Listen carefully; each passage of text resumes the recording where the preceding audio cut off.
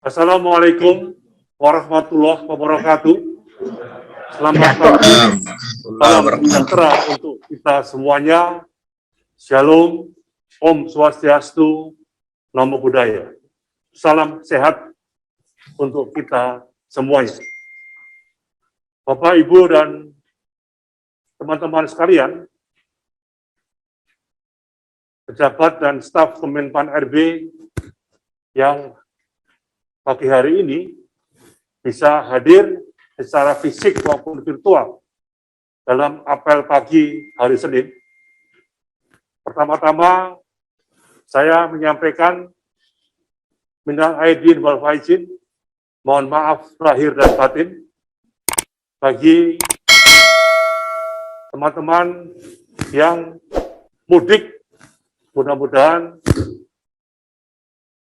tertib, selamat di perjalanan dengan tetap mengikuti protokol kesehatan dan sudah vaksin.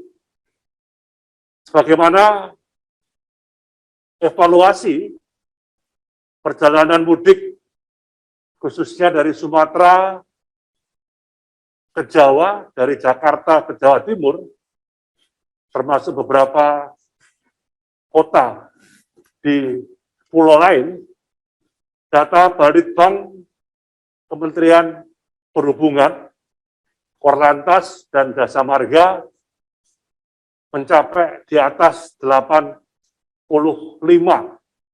juta yang mudik.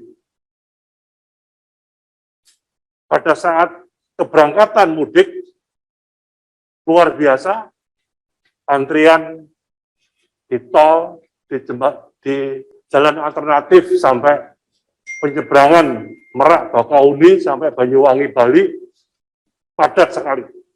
Yang biasanya lewat tol 5 jam bisa mencapai 20 jam. Oleh karenanya, atas masukan Pak Kapolri, masukan Kementerian Perhubungan, khusus untuk ASN, termasuk TNI Polri, yang mudik diberi pelonggaran, bisa kembali ke Jakarta H-2 atau H+2-3. Dan bagi yang H+ bisa tetap aktif bertugas di kementerian, lembaga, dan Pemda dengan kerja di rumah. Bagi yang tidak mudik dan bagi yang sudah ada di Jakarta, tetap harus kerja secara fisik di kantor masing-masing, dan khususnya yang menyangkut pelayanan publik, Dukcapil misalnya, untuk SIM, untuk rumah sakit, untuk imigrasi, dan lain-lain termasuk perizinan, itu tetap harus siap dan kerja di kantor melayani masyarakat. Ketentuan masing-masing kementerian, lembaga, dan daerah diserahkan pada PPK masing-masing. Khusus buat Kementerian Pan RB, saya mohon teman-teman eselon 2 untuk mengecek berapa hari ini yang secara fisik hadir di kantor, ikut apel pagi, dan berapa yang masih mudik. Karena faktor padatnya lalu lintas mungkin belum kembali. Bagi yang mudik, saya minta pada Ibu Sesmen untuk dilakukan PCR atau antigen. Karena apapun, kembali ke kampung halaman, berkumpul dengan banyak orang, tentunya COVID ini belum tuntas. Sehingga pengecekan untuk PCR atau antigen, termasuk vaksin yang ketiga, itu harus semua dilakukan oleh teman-teman dari Kemenpan RB khususnya. Bapak Ibu sekalian yang saya hormati, Memang mudik tahun ini merupakan momen yang ditunggu-tunggu oleh seluruh masyarakat dan khususnya ASN. Karena 2 tahun dilarang mudik, 2 tahun dilarang mengambil cuti. Dan terbukti arus mudik tahun ini sangat-sangat luar biasa. Pertumbuhan perekonomian di daerah, termasuk pariwisata juga sangat luar biasa. Membelanjakan uang di daerah, termasuk hampir seluruh hotel-hotel besar kecil di Jawa, di Bali, sampai di Lampung, itu penuh. Berbagai upaya telah dilakukan oleh pemerintah agar perjalanan mudik itu berlangsung aman, tertib, dan lancar. Termasuk pengaturan arus balik mudik, di mana kepolisian, Korlantas, Kementerian Perhubungan, dan Jasa Marga sudah mengantisipasi baik dengan satu arah, termasuk mencermati lonjakan pergerakan kendaraan dan kepadatan lalu lintas, dan untuk mengantisipasi hal tersebut, Kapolri menyarankan agar instansi pemerintah dapat menerapkan kerja di rumah atau kerja di perjalanan. Yang penting P3K dapat menginstruksikan kepada seluruh jajaran stafnya mana-mana tugas yang harus diselesaikan dengan penuh rasa tanggung jawab, sehingga pelayanan publik kepada masyarakat tidak terganggu. Dari usulan Kapolri dan Kementerian Perhubungan, Pan-RB telah menetapkan kebijakan bekerja di rumah bagi ASN yang mudik atau belum kembali selama maksimum seminggu setelah puncak arus balik Lebaran 8 Mei 2022. Oleh karena itu, kepada seluruh pejabat pembina kepegawaian, kementerian, lembaga maupun Pemda, untuk mengatur pembagian jadwal kerja di rumah di instansinya masing-masing, agar tadi yang saya sampaikan, penyelenggaraan pemerintahan dan layanan kepada masyarakat tetap berjalan dengan baik. Kita perlu memastikan bahwa kebijakan bekerja dari rumah pasca mudik ini tidak akan mengganggu layanan pemerintah, karena penerapan sistem pemerintahan berbasis elektronik yang mendorong implementasi praktik birokrasi digital memungkinkan kita untuk bekerja fleksibel, dan pengalaman 2 tahun kemarin di tengah-tengah COVID sudah dilaksanakan dengan baik oleh teman-teman ASN, termasuk dengan penggunaan teknologi informasi dan komunikasi.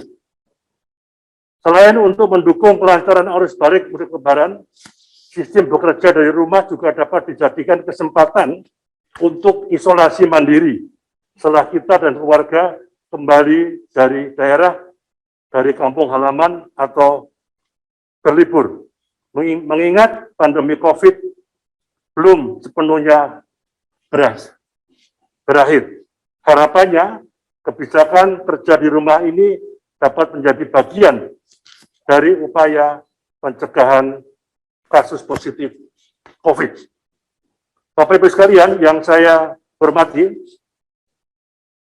kurun waktu 2 tahun yang lalu, saya menilai program kerja Kementerian Pan-RB telah berjalan dengan baik, di mana kinerja yang berhasil dicapai. Namun demikian, kita juga menyadari bahwa masih terdapat beberapa agenda reformasi birokrasi yang membutuhkan percepatan, yang secara makro diharapkan dapat mendukung pencapaian pembangunan nasional yang dapat dirasakan langsung oleh masyarakat. Tahun 2022 ini berbagai target kinerja yang perlu menjadi perhatian kita adalah percepatan reformasi birokrasi dan sistem akuntabilitas kinerja pemerintah di daerah, khususnya di level kabupaten kota. Yang kedua, kolaborasi dalam membangun penerapan reformasi birokrasi tematik. Ketiga, akselerasi transformasi digital dalam mendukung birokrasi digital nasional. Yang keempat, implementasi sistem kerja baru yang efektif, kolaboratif, pasca penyederhanaan birokrasi. Kemudian kelima, percepatan penetapan regulasi manajemen ASN untuk mengakselerasi transformasi pengelolaan SDM ASN, perbaikan sistem seleksi calon ASN untuk memastikan proses seleksi calon ASN tahun 2022 berjalan dengan baik sesuai kebutuhan sehingga menutup ruang adanya indikasi kecurangan dalam seleksi ASN. Mendorong peningkatan kualitas layanan publik melalui smart services yang menekankan pada otomatisasi dan digitalisasi tata kelola pelayanan yang terintegrasi serta mudah digunakan oleh lapisan masyarakat. Di lingkup internal Kemenpan RB diharapkan cepat dapat terbangun satu data Kementerian Pan RB untuk mendukung decision making proses serta optimalisasi single digital service platform bidang Pan RB dengan kolaborasi yang baik antar unit kerja guna mengakomodasi kebutuhan pelayanan dari stakeholder yang ada.